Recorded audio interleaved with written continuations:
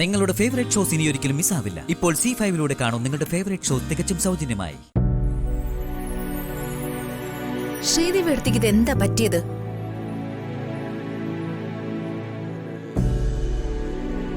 എന്തൊക്കെയോ ചിന്തിച്ചു കൂട്ടുന്ന പോലെ ഉണ്ടല്ലോ. ശരിയാ കാവേരി, മനസ്സിനെ അസ്വസ്ഥതപ്പെടുത്തുന്ന കാര്യങ്ങളാണല്ലോ ഇവിടെ സംഭവിച്ചുകൊണ്ടിരിക്കുന്നത്. ശ്രീകുട്ടി മണ്ഡപത്തിലെത്തുന്ന തൊട്ടു മുന്നത്തെ നിമിഷം വരെ എനിക്കും അങ്ങനെയൊക്കെ തന്നെ ആയിരുന്നു.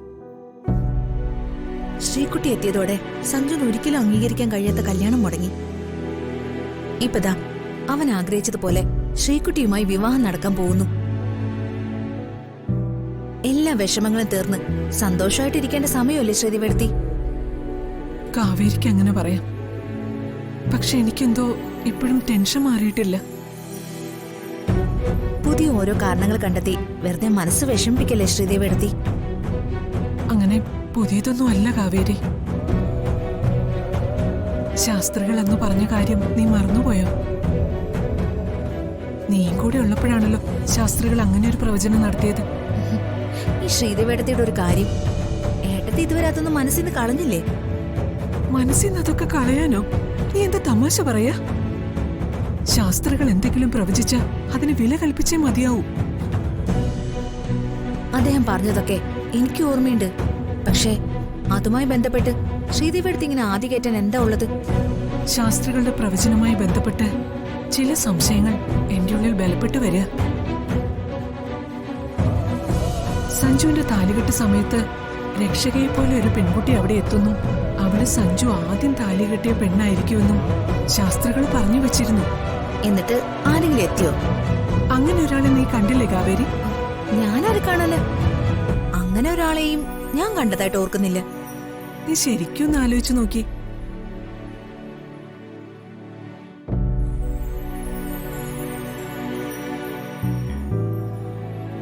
അത് മറ്റാരുമല്ല, അമ്മു.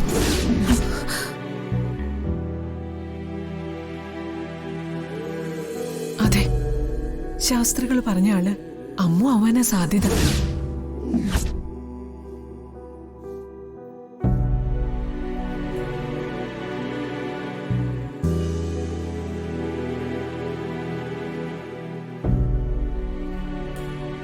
ഈശ്വര, അമ്മൂനെയാണ് സഞ്ജു ആദ്യം താലി കെട്ടിയതെന്ന് ശ്രീദേവി അടുത്തെ തിരിച്ചറിഞ്ഞ ഇനി എന്തെല്ലാം സംഭവിക്കോ എന്തോ.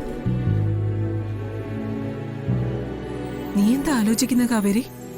ഞാൻ പറഞ്ഞത് സത്യമാണെന്ന് നിനക്കും തോന്നിയിട്ടുണ്ടാവൂല്ലേ? എനിക്കങ്ങനെ തോന്നിയിട്ടില്ല. ശ്രീദേവി അടുത്തേക്ക് അമ്മൂനെ കുറിച്ചിങ്ങനെ ചിന്തിക്കാൻ എങ്ങനെ കഴിയുന്നു?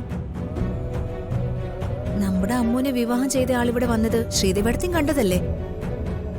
സഞ്ജയ് എന്നായിരുന്നു അവന്റെയും പേര്. അതൊക്കെ ശരി തന്നെയാ. എന്നാലും ശ്രീദേവി അടുത്തയുടെ ഈ സംശയങ്ങളെ കുറിച്ച് സഞ്ജു അച്ഛനോ ഇപ്പൊ അറിയണ്ട. അവരെയും കൂടി ഓരോന്ന് പറഞ്ഞ് ടെൻഷനാക്കുന്ന എന്തിനാ? ശ്രീദേവി ഏട്ടത്തിയോട് ശാസ്ത്രികൾ അവസാനം പറഞ്ഞത് എന്താ? ആ സമയം കൂടി സമാഗതമാകാൻ പോവുകയാണ്. നിങ്ങൾ അവളെ കാണാൻ പോകുന്നു. ഈശ്വര, വിവാഹവേദിയിൽ അവള് വരൂ ശാസ്ത്രികളെ? അവൾ അവിടെ തന്നെ പ്രത്യക്ഷപ്പെടും. താലികെട്ട് നടക്കുമ്പോഴുള്ള കാര്യമല്ലേ?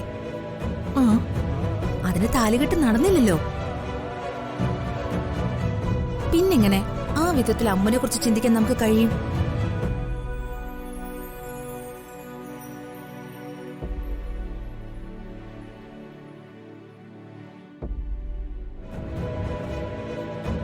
വെറുതെ ഓരോന്ന് ആലോചിച്ച കുട്ടി അസുഖം വരുത്തി വെക്കണ്ട. കല്യാണത്തിന് നല്ല അമ്മായിമ്മയായിട്ട് ഒരുങ്ങി നിൽക്കേണ്ടതാ. എന്നാ ഞാൻ പോട്ടെ, കുറച്ച് ജോലിയുണ്ട്. ശ്രീദേവി വാ. ചെല്ലു കാവേരി.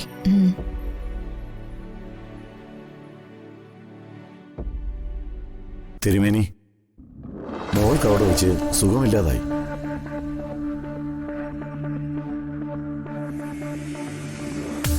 കാര്യങ്ങളെല്ലാം സ്വയം തീരുമാനിച്ചു തുടങ്ങിയല്ലേ? മുത്തച്ഛ,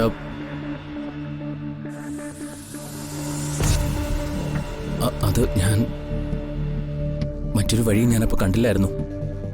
ഞാൻ ഒരിക്കലും മുത്തച്ഛനെയോ മുത്തച്ഛൻ്റെ വാക്കുകളെയോ ധിക്കരിച്ചിട്ടില്ല. കൂടുതൽ നേരം ഇവിടെ ഇങ്ങനെ നിർത്തണ്ട, മുറിയിലേക്ക് കൊണ്ടുപോയിക്കൊള്ളൂ. ചെല്ലേ.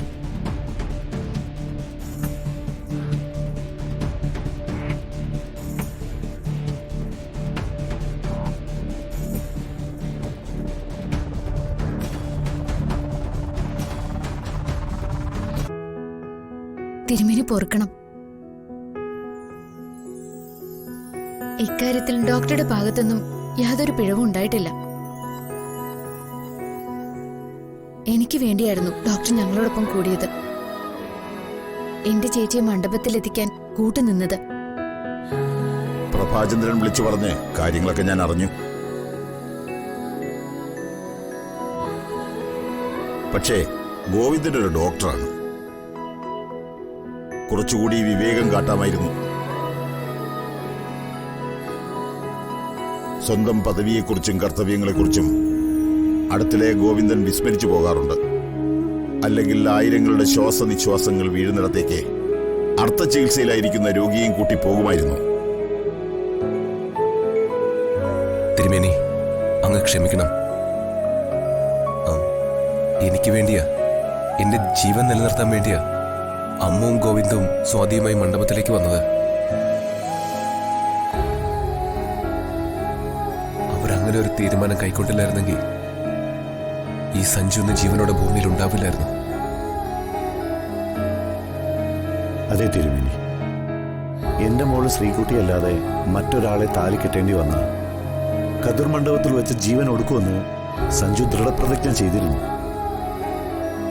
സ്വാതിയുമായി ആ നിമിഷം അമ്മവും ഗോവിന്ദും അവിടെ എത്തിയില്ലായിരുന്നെങ്കിൽ ഇന്ന് ആ കതിർ മണ്ഡപം പല മരണങ്ങൾക്കും സാക്ഷ്യം വഹിക്കേണ്ടി വന്നേനെ. എന്റെ ശ്രീകുട്ടിയെ ഈ വിധത്തിൽ കാലുകൾ തളർത്തി ഒടുവിൽ ഔഷധക്കുളത്തിൽ തള്ളിയിട്ട് അപായപ്പെടുത്താൻ ആളെ അയച്ച ദക്ഷയുടെ മകളുമായിട്ടാണ് സഞ്ജുവിന്റെ വിവാഹം നടത്താൻ നിശ്ചയിച്ചിരുന്നത്. മുത്തച്ഛ, സഞ്ജുവിന്റെ വിവാഹം സ്വാതിയുമായിട്ട് നടത്തുമെന്ന് ലച്ചു വാക്ക് കൊടുത്തിരുന്നു.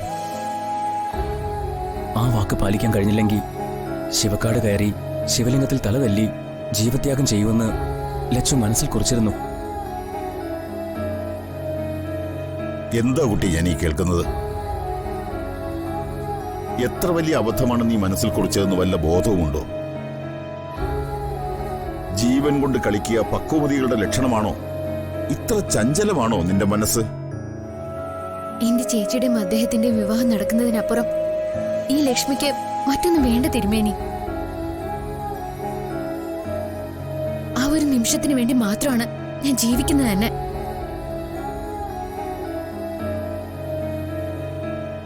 ജീവിതാഭിലാഷമായി ഞാൻ കാണുന്ന ആ ഒരു കാര്യം നടത്താൻ കഴിഞ്ഞില്ലെങ്കിൽ പ്രാണത്യാഗം തന്നെയാണ് എന്റെ മുന്നിലുള്ള ഏക മാർഗം.